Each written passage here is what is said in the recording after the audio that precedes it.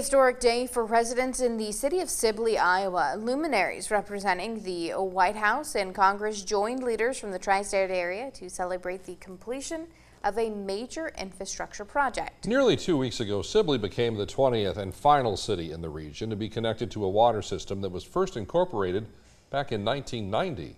John Gaskins with the story tonight from Sibley. For the Lewis and Clark Regional Water System, this has been a day 34 years in the making. But the struggle to attain something every human on the planet should have, clean drinking water, it's been a lot longer for folks like Larry Pedley, who's lived in Sibley his whole life and can tell you what the water used to be like. The water was horrible. I mean, it was disgusting. You couldn't, nobody was drinking it.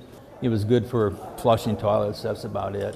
What does it do for civic pride to have water? Well, it's embarrassing. For one thing, you bring somebody in here and first thing you do, don't drink our water because you could get sick. Pedley has been on Sibley's city council for almost 40 years, and for over 3 decades, he and other Sibley leaders worked with Lewis and Clark executives as well as state and federal lawmakers.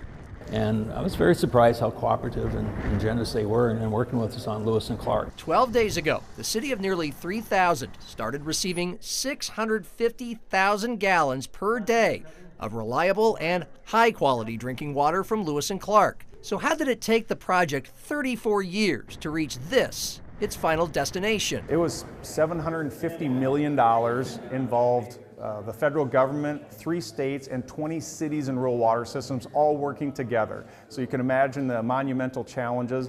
Almost a fourth of the funding for the system came from President Joe Biden's bipartisan infrastructure law. So that was a godsend. Senator Charles Grassley, a Republican from Iowa, voted in favor. That legislation paid entirely for Sibley's service line and meter building. This is one of those projects where it brings everyone together across state lines and party lines.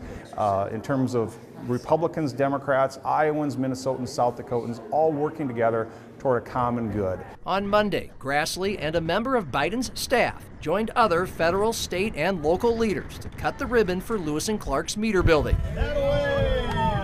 It's named in Pedley's honor. My name may be on the building, but it represents Sibley and all the good people who worked on this project to make it happen. So thanks to all of you for this honor. In Sibley, Iowa, John Gaskins, Dakota News Now.